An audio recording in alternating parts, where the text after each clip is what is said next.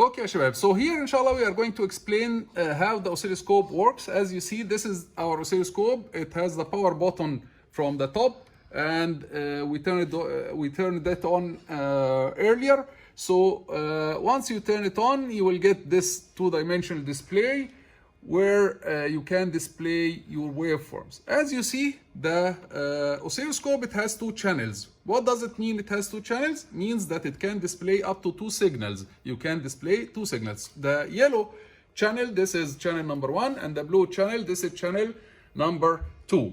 So you can connect two signals to channel 1 and channel 2, and you are going to display them. Currently, we are going to disconnect channel 2 just to make it easy, and we are going to connect channel 1 to the function generator. In the function generator, we selected a sine wave with 5 volt peak to peak and frequency 2 kilohertz. As you see, we connected this signal from the function generator to the channel 1 of the oscilloscope, the yellow one, and you will get a curve in yellow here.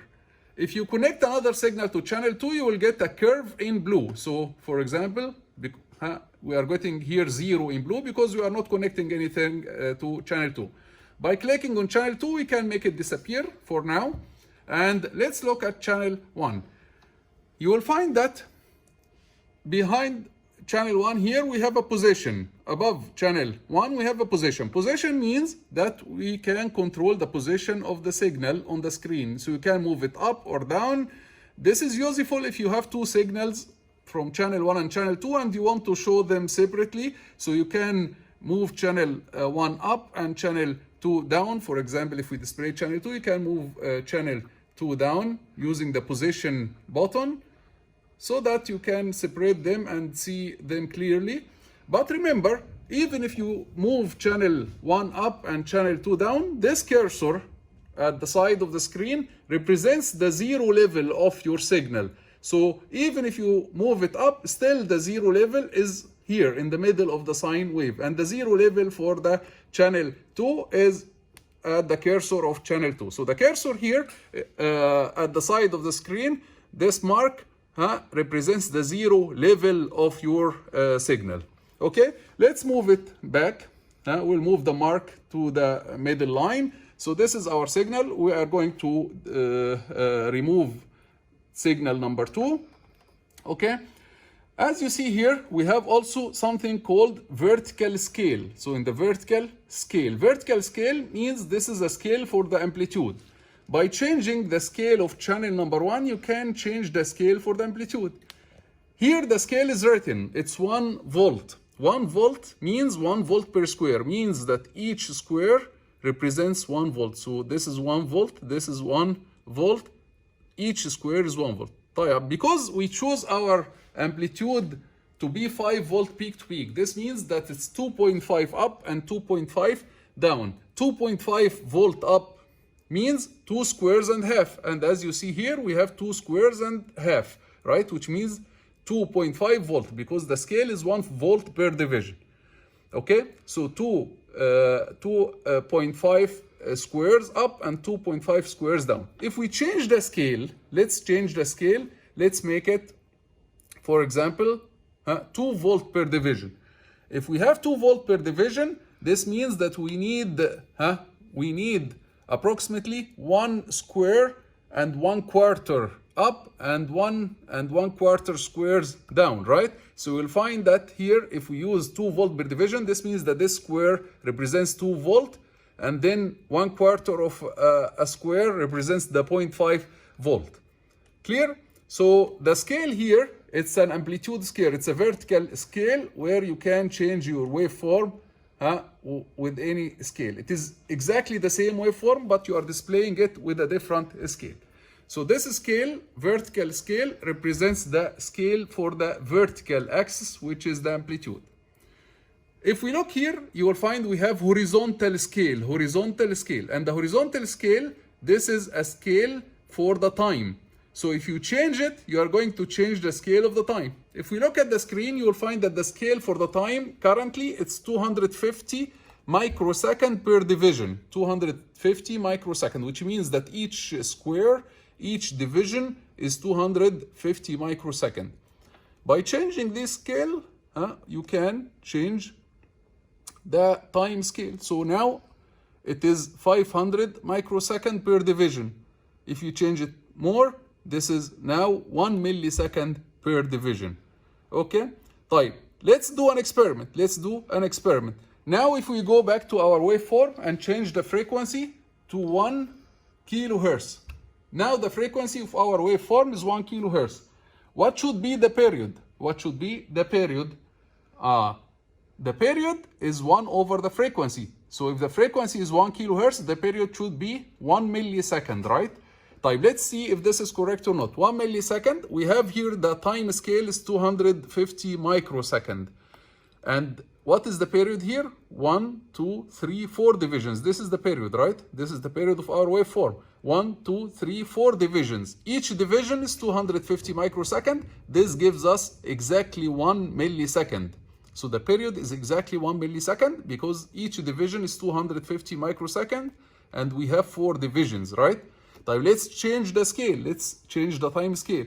For example, if we make it 500 microsecond. Now the period is, what is the period? It's 2 divisions only, right? This is the period, 2 divisions. And 2 divisions, each division is 500 microsecond, which means that the period now is 1 millisecond. So again, the period is correct, 1 millisecond, which is the opposite of the frequency 1 kilohertz. Okay, شباب? So this scale, you can change the time scale from it, and this vertical scale, you can change the amplitude scale. Be careful of one thing. For the amplitude scale, for the vertical scale, each channel can be different. You can have a vertical scale for channel 1 different from the vertical scale of channel 2. But for the time scale, it's only one scale for both. So this is important because when you display your waveforms, both of them will have the same, exactly the same time scale, but maybe you can display them in different amplitude scale. Okay? So this is regarding the scale of channel 1 and channel 2. Maybe we can connect, just to show you, we can connect channel 2 to the same signal. So here we are going to connect the output of the function generator to channel 2 of the oscilloscope. We are going to connect the red to the red and black to the black. Okay, now we display channel 2 by clicking on this. Now channel 2 is displayed. We can move channel 1 up by the position, and let's make it smaller a little bit. We'll move it up. Okay, and we'll move channel 2 a little bit up. So channel 1 and channel 2 should be exactly the same now.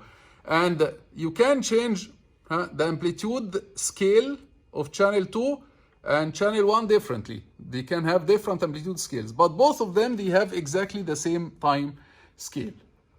Okay? The oscilloscope has many options. You can do calculations, you can add signals, you can subtract signals, you can measure many things about each signal. Let's start with one important thing that you will encounter during one of the experiments. Sometimes we need to plot the two waveforms against each other. So instead of plotting waveform number 1 against time and waveform number 2 against time, we need to plot waveform and waveform 1 and waveform 2, one of them on the horizontal axis and the other one on the vertical axis. And this can be done using utility. You press on the button called utility, then you will find here that there is something called display. And then you choose the format. The format currently is YT, which means you are plotting your signal Y against time. But you have another option to plot XY, which means you plot signal number X against signal number Y. So if you use this rotating button, you can go down and choose XY.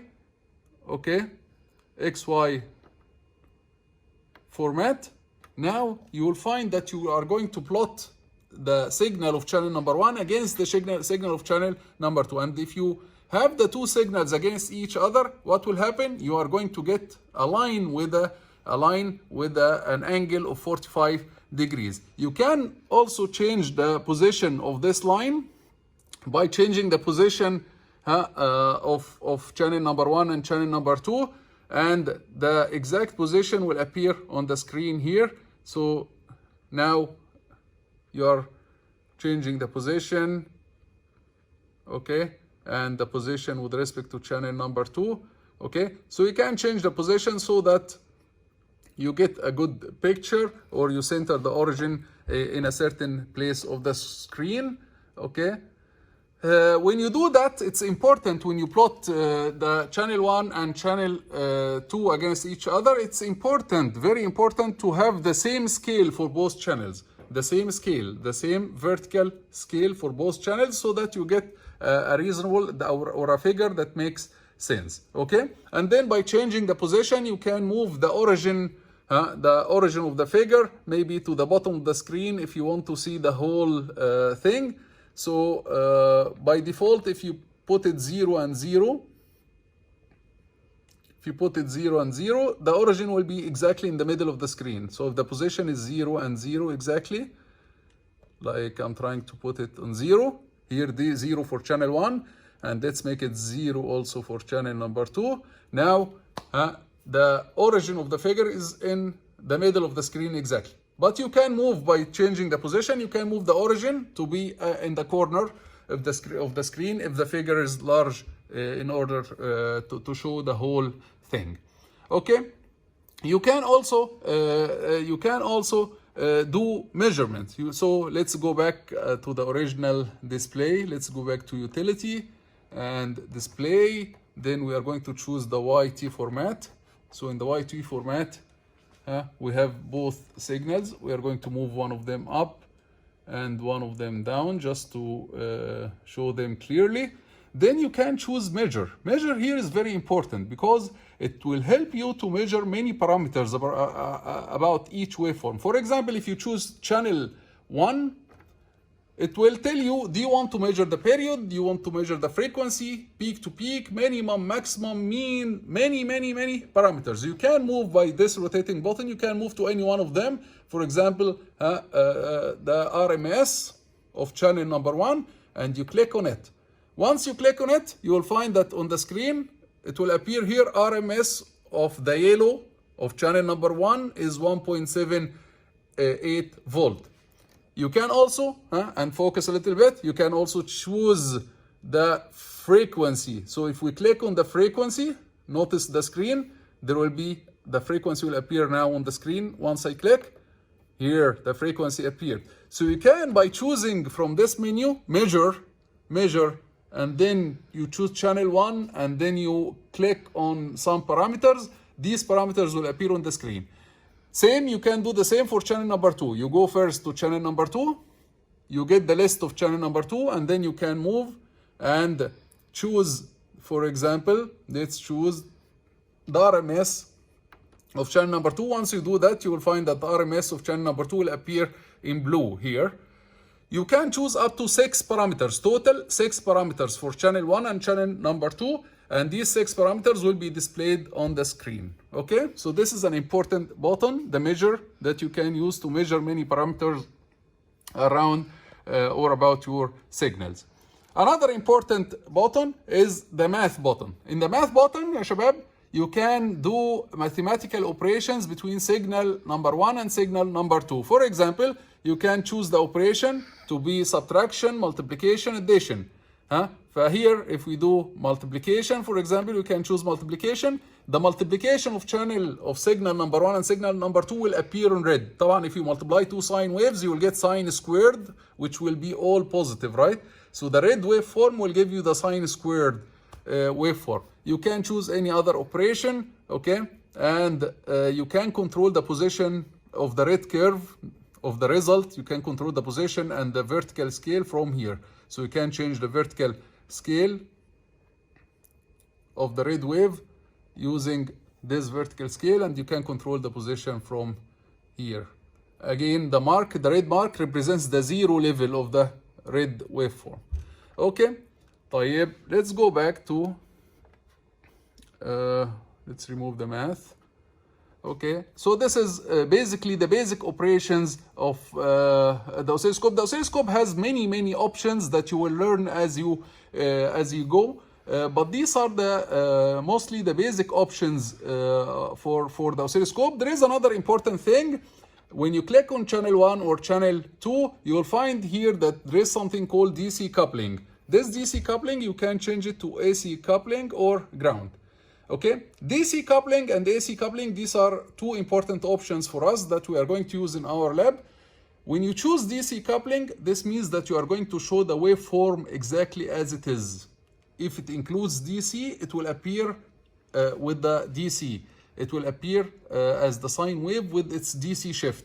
But if you choose the AC, it will appear without the DC. It will remove the DC component from it. For example, let's go back to our function generator and choose an offset. Choose an offset of our sine wave to be 2 volt. Okay, so this offset means that our sine wave is going to be shifted up, okay, by 2 volt. So let's go back to the oscilloscope. Let's cancel channel number 2. If we go back here, you will find that our sinusoidal wave now it's shifted up, right? It shifted up by 2 volt. This is because we are using DC coupling. DC coupling is going to show you the sine wave with the shift.